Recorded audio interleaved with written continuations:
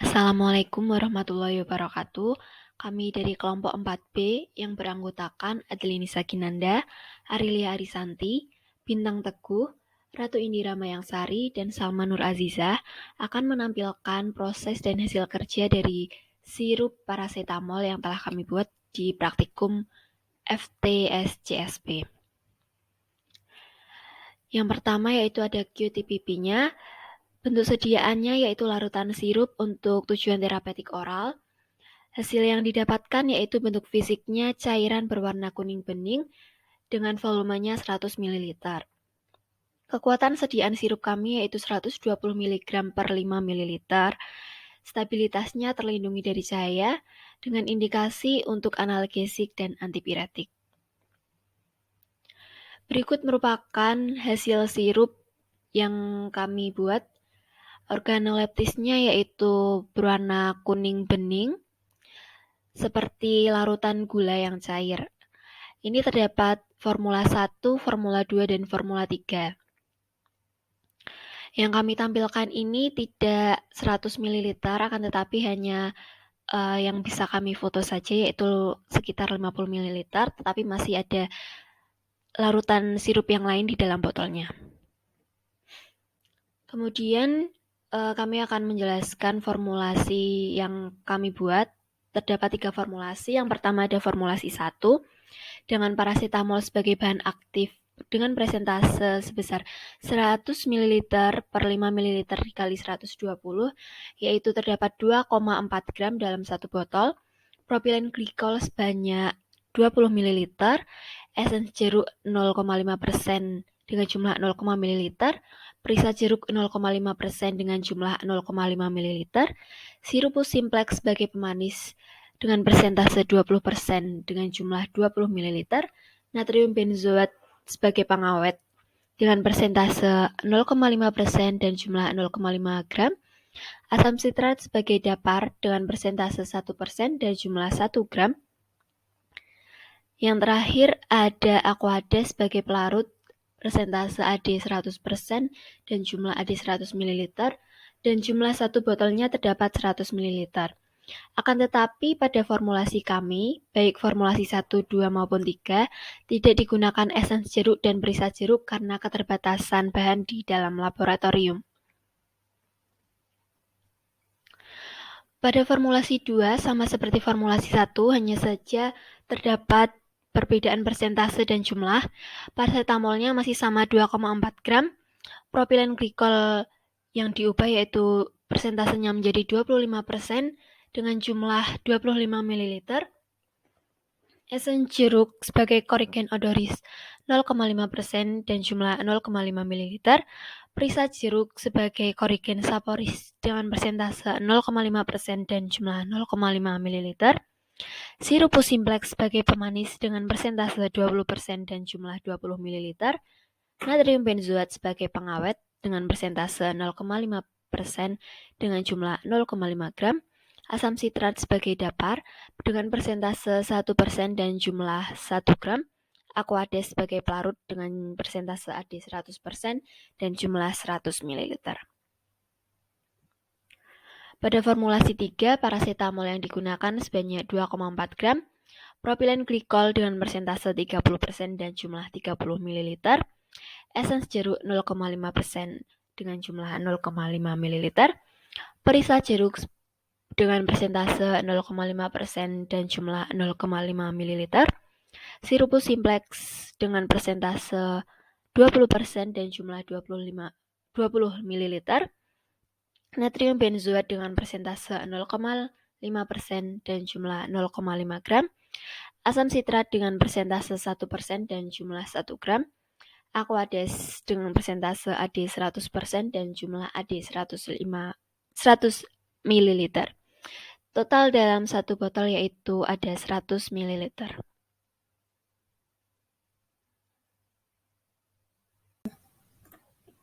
Baik, selanjutnya adalah proses pembuatan sirup, yang mana kita harus menyiapkan beberapa bahan, yaitu paracetamol sebagai bahan aktif, propilen glikol sebagai kosolven, sirupus simplex sebagai pemanis, N-benzoat sebagai pengawet, asam sitrat sebagai dapar, dan juga aquades sebagai pelarut. Yang mana Di sini kita harus menggerus paracetamol sebanyak 2,4 gram hingga halus, lalu setelah itu ditambahkan dengan sebagian propilen glikol. Lalu dapat dicampurkan dan juga diaduk hingga paracetamol dapat larut dengan sempurna. Lalu setelah itu kita menggerus Na-benzoat sebagai campuran larutan yang kedua, digerus hingga halus dan juga ditambahkan dengan sebagian propilen glikol. Lalu dapat diaduk hingga natrium benzoat itu dapat terlarut dengan sempurna. Lalu untuk campuran yang ketiga, kita menggerus lagi asam sitrat. Setelah halus, kita tambahkan dengan aquades dan juga dapat diaduk hingga asam sitrat itu dapat terlarut dengan sempurna. Lalu setelah itu paracetamol larut ditambahkan pada Na-benzoat yang larut sedikit demi sedikit. Setelah itu dapat diaduk. Lalu ditambahkan juga asam sitrat yang telah larut dan juga diaduk kembali.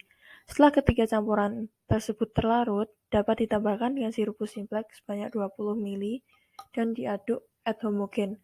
Lalu yang terakhir, kita meng-add aquades hingga 100 ml dan dimasukkan dalam botol dengan bantuan corong agar tidak tumpah. Selanjutnya, pada progres pembuatan sirup yang pertama, pada minggu yang pertama, kita mengalami beberapa kendala, yaitu yang pertama terdapat kesalahan cara kerja yang kita buat dalam formulasi, yang mana setelah kita mengikuti cara kerja yang telah kita rancang, ternyata pada natrium benzoat dan juga asam sitrat itu kurang terlarut dengan bahan yang lainnya. Lalu yang kedua itu tidak tersedia pada lab, yaitu Corigen saporis dan juga Corigen odoris, yaitu perisai jeruk dan juga essence jeruk.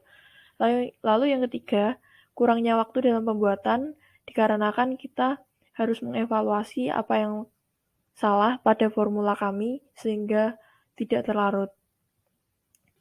Lalu untuk solusi yang pertama itu kita melarutkan satu persatu bahan yang berbentuk serbuk, yang mana paracetamol dilarutkan menggunakan sebagian propilen glikol, natrium benzoat dilarutkan juga pada sebagian propilen glikol, dan juga asam sitrat dilarutkan pada aquades.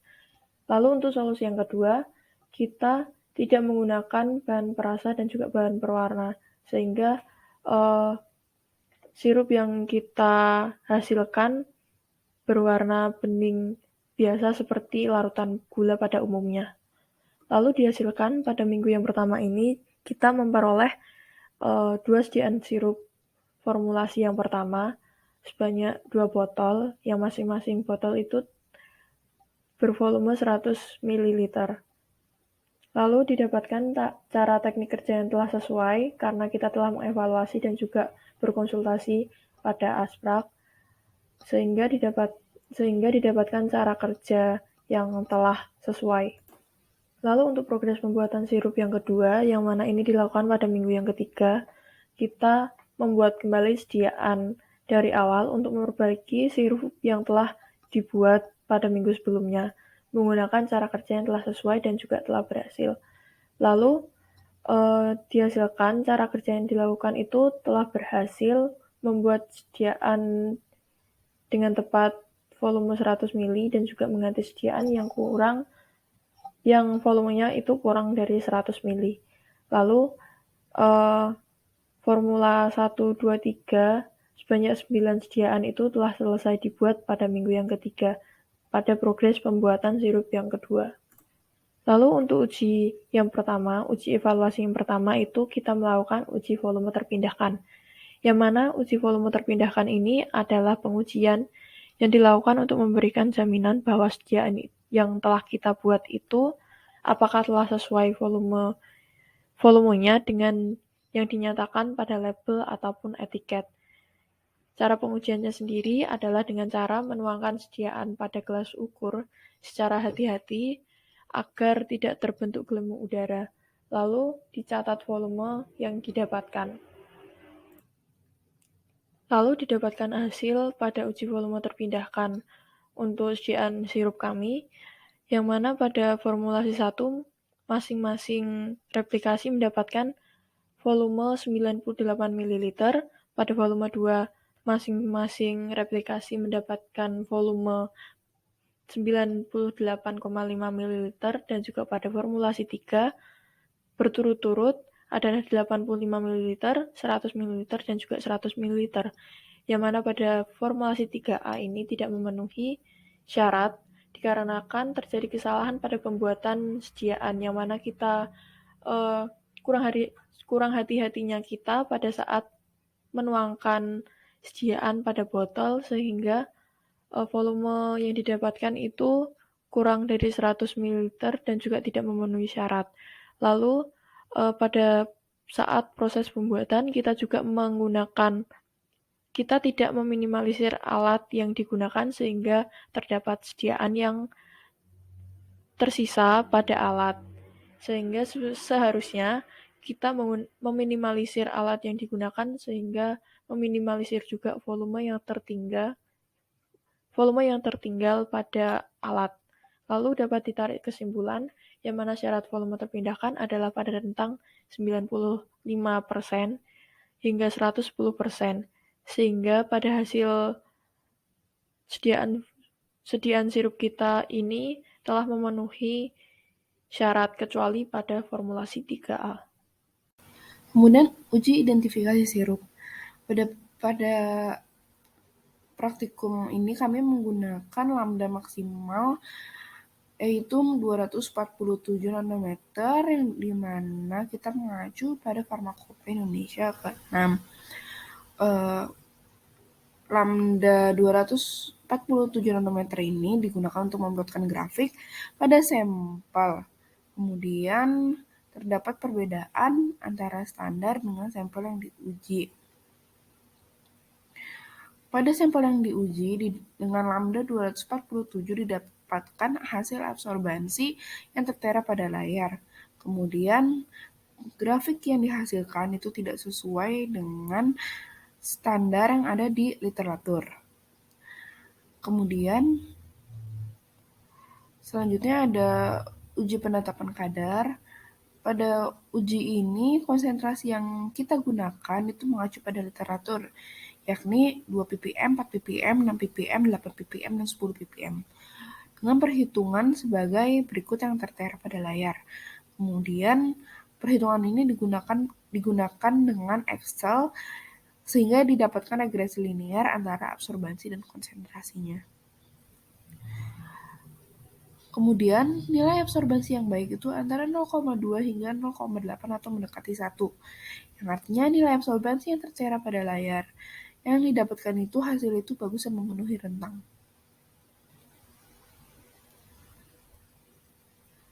Kemudian uji penetapan kadar sirup ini terjadi kendala pada saat praktikum, yaitu pengenceran sampel sirup menggunakan etanol 70%, tapi hanya tersedia etanol 96% di laboratorium.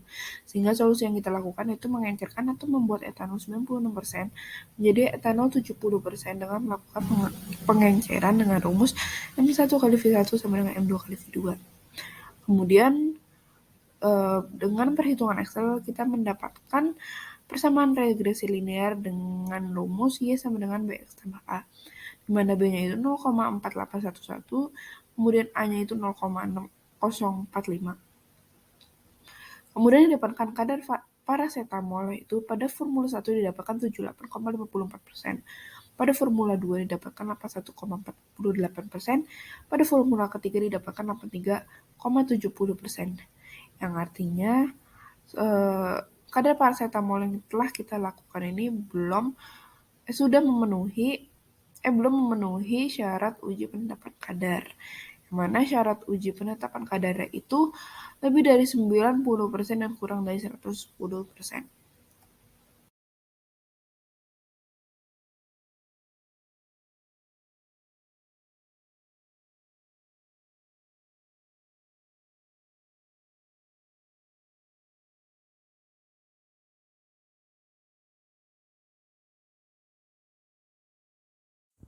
Kemudian uji pH, yakni uji pH sediaan sirup kami menggunakan alat pH meter dan bisa dilihat dalam dokumentasinya Sebelumnya pH meternya itu kami kalibrasikan dengan Aquades. Setelah terkalibrasi baru kita ujikan pada sediaan setiap sampel di setiap formulasi kami. Nah, dalam didapati hasil formulasi 1 rata pH-nya itu masih di angka 4, dan untuk formulasi 2 juga 4, dan formulasi 3 juga 4. Kesimpulannya, pH yang diperoleh telah memenuhi syarat, yaitu pada rentang 3,8 sampai 6,1, dikarenakan pada formulasi 1, formulasi 2, dan formulasi 3 didapati pH di angka 4. Nah, setelah kami uji pH, untuk pH meter alangkah baiknya kita cuci dengan larutan KCl jenuh sebelum disimpan kembali agar lebih sensitif atau terkalibrasinya itu lebih baik. Oke, selanjutnya yakni uji bobot jenis. Waktu praktikum kendala yang kami dapati yakni suhu yang diukur yaitu suhu yang berada pada di luar pigno. Jadi mungkin kami masih belum bisa mengukur terkait suhu yang ada di dalam pigno, karena yang waktu itu yang kami ukur luarnya dikarenakan pignonya terlalu kecil atau emang termometernya itu tidak ada termometer yang lebih kecil lagi. Kemudian untuk selanjutnya ukuran pignonya yang digunakan terlalu kecil juga sehingga termometer tidak masuk atau sebaliknya. Dan evaluasi berat jenis dilakukan pada suhu 20 derajat Celcius. Maka solusi terkait kendalanya itu ukuran pigno yang digunakan mungkin bisa lebih besar atau termometernya bisa mencari atau didapati alat termometer yang kecil agar bisa mengukur suhu yang ada di dalam pigno ataupun suhu yang ada di luar pigno. Jadi setimbang gitu antara dalam sama luarnya. Kemudian untuk solusi suhunya pada uji evaluasi bobot jenis praktikum berikutnya, maka suhu yang kami gunakan itu menjadi 25 Celcius. Karena waktu kami membaca literatur lebih lanjut lagi, suhu 20 Celcius itu masih kurang sesuai. Jadi kami menggunakan 25 Celcius. Untuk mendapati suhu 25 Celcius mungkin dibutuhkan bantuan dengan air es. Dan ini dokumentasi terkait uji bobot jenis. Dalam huruf A itu pigno kosong kami timbang terlebih dahulu. Setelah didapati hasil, kemudian kami siapkan suhu 25 Celcius dalam bak yang berisi air dan mungkin jika perlu dikasih es batu. Setelah itu pigno kosong tadi kami tambahkan air. Kemudian kami cek suhunya di dalam bak tersebut, di dalam bak huruf B. Sehingga kami tunggu beberapa saat dan kemudian kami timbang. Seperti dalam huruf C, setelah didapati hasilnya, airnya kita bersihkan, kemudian kita masukkan sampel formulasi sirup kita masukkan lagi ke dalam bak agar suhunya sesuai 25 Celcius. Kemudian kita timbang kembali. Begitu seterusnya hingga formulasi 1, formulasi 2, dan formulasi 3 selesai. Dan alat yang digunakan ini bisa dilihat itu pignometer ya. Sebelumnya kami pernah menggunakan lampu ukur dan praktikum berikutnya memakai pignometer. Dan untuk hasil uji bobot jenisnya ini didapati bobot pigno kosongnya 10,685 gram, pigno plus airnya 15,622 gram, dan densitas airnya kita hitung 0,98746. Dan dalam formulasi 1, formulasi 2, dan formulasi 3, maaf untuk yang di bawah sendiri itu formulasi 3, didapati kesimpulan terkait 3 formulasi ini karena syarat uji bobot jenis yakni lebih dari 1,2 gram per mili, maka ketiga formulasi ini tidak memenuhi uji dari bobot jenis. Mungkin faktor yang mempengaruhinya itu terkait suhu yang kurang lebih disesuaikan, yakni antara suhu yang ada di luar pigno maupun di dalam pigno. Kurang lebihnya begitu. Selanjutnya uji viskositas. Kendala yang kami dapati yakni pada uji ini viskositas tidak terbaca karena spindle yang tersedia di laboratorium terbatas dan tidak ada spindle untuk larutan. Meskipun ada, tapi spindlenya itu seperti susah untuk dimasukkan ke alat viskometernya gitu. Dan untuk uji viskositas ini kami menggunakan alat viskometer yang hanya tinggal membaca terkait hasil uji viskositasnya. Dan untuk kendala kami tadi solusinya seharusnya menggunakan spindle khusus larutan agar viskositasnya dapat terbaca. Mungkin antara spindle atau sediaan kami yang bermasalah, tapi jika dilihat-lihat itu terkait spindle atau glass breaker yang digunakan, yakni glass breaker yang digunakan itu terlalu kecil, kalau nggak salah 500 mili gitu, jadi sedikit kecil dan hampir sering menyentuh spindle, jadi harus selalu disesuaikan lagi gitu agar spindlenya dapat berputar. Dan untuk dokumentasi uji viskositasnya dalam formulasi 1, sebelumnya kami sediaan sirup ini kami campurkan jadi satu terlebih dahulu per formulasi agar dapat terbaca dan spindlenya itu dapat tenggelam. Maksudnya spindlenya dapat terendam baru hasil uji viskositasnya dapat terbaca. Akan tetapi untuk hasil uji viskositas ini sayang sekali masih belum didapatkan hasil terkait viskositas sediaannya.